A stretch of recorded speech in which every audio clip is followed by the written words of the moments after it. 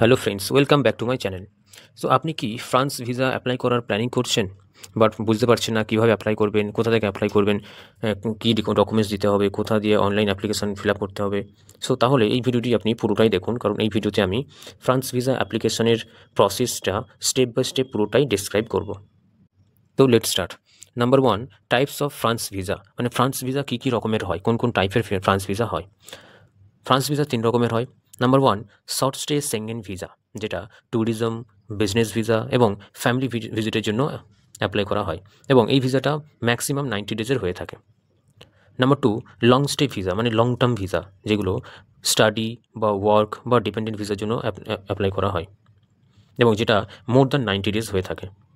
এবং number 3, transit visa, মানে যাদের ট্রানজিটের জন্য ফ্রান্সের ভিসা লাগে তারা এই ভিসাটার জন্য অ্যাপ্লাই করতে পারবে। নাম্বার 2, চেক ইউর এলিজিবিলিটি এবং ডকুমেন্টস, মানে আপনার ভিসার এলিজিবিলিটি আপনাকে চেক করতে হবে।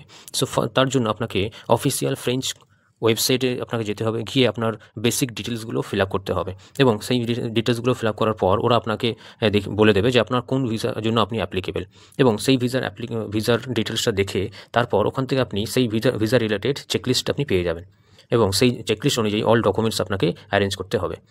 সো কী কী ডকুমেন্টস লাগবে? Number 1, passport. সো আপনার একটা ভ্যালিড পাসপোর্ট থাকতে হবে, এবং সেই পাসপোর্টটা মিনিমাম 3 মান্থস ভ্যালিড হতে হবে আপনার ইন্টেন্ডেড রিটার্ন ডেট থেকে। মানে আপনি যে পারপাসে যাবেন ফ্রান্সে, সো ফ্রান্স থেকে রিটার্ন করার পর আপনার মানে রিটার্ন যে ডেট থাকবে সেই ডেটের পরও 3 মান্থস ভ্যালিড হতে হবে পাসপোর্টটা, এবং তার সাথে পাসপোর্টে অ্যাটলিস্ট 2 ব্ল্যাঙ্ক পেজেস থাকতে হবে, এবং আপনাকে রিসেন্ট পাসপোর্টের ফটোকপি সাবমিট করতে হবে, যেমন ফার্স্ট পেজ এবং লাস্ট পেজ, প্লাস আপনার যদি কোনো ভ্যালিড বা এক্সপায়ার্ড ওল্ড ভিসা থাকে সেটারও কপি আপনাকে সাবমিট করতে হবে। এবং ফ্রেঞ্চ কনসুলেটের ইনস্ট্রাকশন অনুযায়ী আপনি দুটো পাসপোর্টের বেশি পাসপোর্ট সাবমিট করতে পারবেন না। Number 2, online application form. আপনাকে অনলাইন যে অ্যাপ্লিকেশন ফর্মটা ফিল আপ করবেন সেই ফর্মটাও আপনাকে সাবমিট করতে হবে। Number 3, photograph.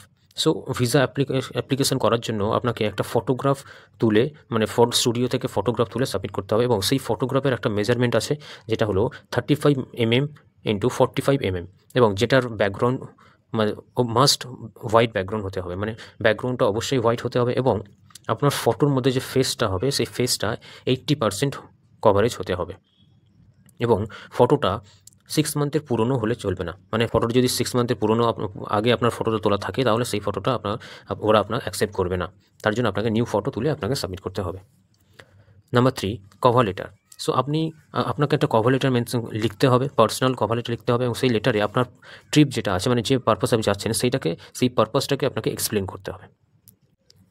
সো আপনি যদি কভার লেটার লিখতে না পারেন বা কীভাবে লিখবেন, ওখানে কভার লেটারের বডিতে কী লেখা উচিত, কী কী ডিটেলস থাকতে হবে, কাকে মেনশন করে লিখতে হয়, সো যদি না জানেন প্লিজ কমেন্ট করুন, আমি আপনাকে হেল্প করব। Number 4, travel tickets. সো আপনি ফ্রান্সে যখন যাবেন, আপনার যে যাওয়ার ডেট এবং আসার ডেট, সেই ডেটটা মেনশন করে আপনাকে একটি ট্রাভেল টিকিট বুক করে দিতে হবে। মানে আপনি যেদিনকে যাবেন এবং সেই ডেট এবং আসার ডেট যেন কনফার্ম থাকে, সেই কনফার্ম ডেটের একটা ট্রাভেল টিকিট আপনাকে বুক করে দিতে হবে। Number 5, hotel accommodation. এবং আপনি ওখানে তো যাওয়ার পর যেখানে থাকবেন, মানে কোন প্লেসে থাকবেন, সেই প্লেসটা যদি কোনো হোটেল হয় বা কোনো প্রাইভেট অ্যাকোমোডেশন হয়, যেটা হবে সেই ডকুমেন্টস আপনাকে সাবমিট করতে হবে। Number 6, travel insurance.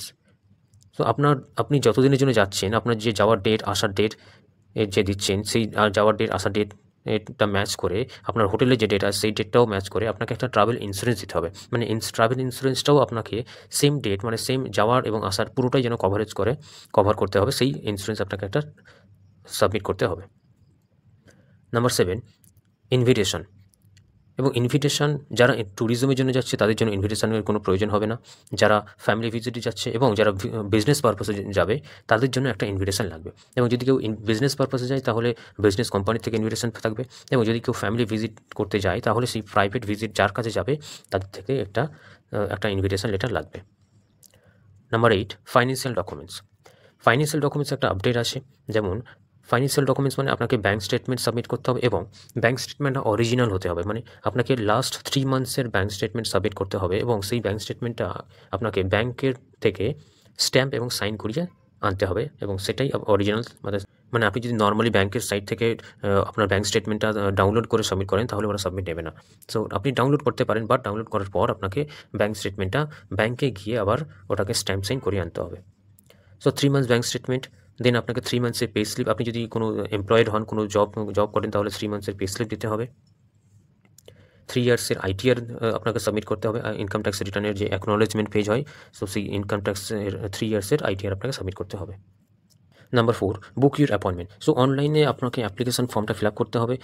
Online application ফর্মের যে ডিটেলসগুলো লাগবে সেগুলো ডিটেলস দেওয়ার পর, ফাইনালি সাবমিট করার পর ফর্মটাকে আপনাকে ডাউনলোড করে প্রিন্ট আউট নিয়ে নিতে হবে, এবং তারপরে সাবমিট করার পর আপনি ওখান থেকে ডিরেক্টলি ভিএফএসের সাইটে চলে যাবেন। গিয়ে ওখান থেকে আপনাকে আপনার যে বায়োমেট্রিক এবং ডকুমেন্টস সাবমিট করার জন্য একটা অ্যাপয়েন্টমেন্ট আপনাকে ভিএফএস গ্লোবালে নিতে হবে, এবং সেটা আপনার নিয়ারেস্ট যে ভিএফএস সেন্টার আছে সেই সেন্টার আপনি চুজ করতে পারেন, এবং কবে সাবমিট করবেন সেই ডেট এবং টাইম সেটাও আপনি আপনার মতো চুজ করতে পারবেন। Number 5, attend your appointment. মানে আপনি যেদিনকে অ্যাপয়েন্টমেন্ট নেবেন সেই দিনকে আপনাকে ওই টাইম মতো, আপনার যে টাইমিং থাকবে সেই টাইমের মিনিমাম 1 ঘন্টা আগে আপনাকে ভিএফএসে পৌঁছাতে হবে, এবং পৌঁছানোর পর আপনার যে অল ডকুমেন্টসগুলো আছে সেই ডকুমেন্টসগুলো নিয়ে যেতে হবে, নিয়ে গিয়ে ওখানে সাবমিট করতে হবে। অল ডকুমেন্টস সাবমিট করার পর আপনার যে ফিঙ্গারপ্রিন্টস আছে এবং ফটোগ্রাফ, আপনার বায়োমেট্রিক বুথে গিয়ে আপনাকে ফটো এবং ফিঙ্গারপ্রিন্টস তুলে সাবমিট করতে হবে। দেন আপনার যে ভিসা ফি পেমেন্ট হবে, মানে ভিসা ফি, ভিএফএস সার্ভিস চার্জ, সেই পেমেন্টগুলো আপনাকে ক্যাশ কাউন্টারে আপনাকে করতে হবে। তারপর আপনি সাবমিশনের পর আপনি একটা ফাইনাল রিসিপ্ট পাবেন, মানে ফাইনাল সাবমিশন রিসিপ্ট ওরা আপনাকে একটা হ্যান্ড ওভার করবে। Number 6, wait for processing and collect your passport. Then আপনাকে আপনার নর্মালি 10 to 15 ওয়ার্কিং ডেজের জন্য ওয়েট করতে হবে আপনার ভিসা অ্যাপ্রুভালের জন্য। দেন তারপর যখন ভিসাটা অ্যাপ্রুভ হয়ে যাবে, সেই অ্যাপ্রুভ হওয়ার ভিসা প্লাস পাসপোর্ট আপনার কুরিয়ার বা আপনি নিজেও ওখানে ভিএফএসে গিয়ে কালেক্ট করতে পারেন, এবং এটা আপনি ডিসাইড করবেন যখন আপনি পেমেন্ট করবেন, তখন আপনি এটা চুজ করতে পারবেন যে আপনি কুরিয়ারে পাসপোর্ট কালেক্ট করতে চান বা আপনি নিজে এসে হ্যান্ড টু হ্যান্ড কালেক্ট করতে চান, সেটা আপনি ওই টাইমে চুজ করতে পারবেন। সো এটাই ছিল ফ্রান্স ভিসা অ্যাপ্লিকেশনের প্রসেস, এবং এর মধ্যে যদি কোনো পয়েন্ট আপনি বুঝতে না পারেন প্লিজ কমেন্ট করুন, আমি আপনাকে হেল্প করব। এবং অনলাইন ভিসা অ্যাপ্লিকেশন ফর্মটা কীভাবে ফিল আপ করবেন তার জন্য যদি আপনার হেল্প লাগে আপনি অবশ্যই কমেন্ট করুন, আমি আপনাকে হেল্প করব। সো এই ভিডিও যদি ভালো লাগে প্লিজ একটি লাইক ও শেয়ার করবেন, এবং চ্যানেলটিকে ফলো ও সাবস্ক্রাইব করবেন for latest visa update. Thank you.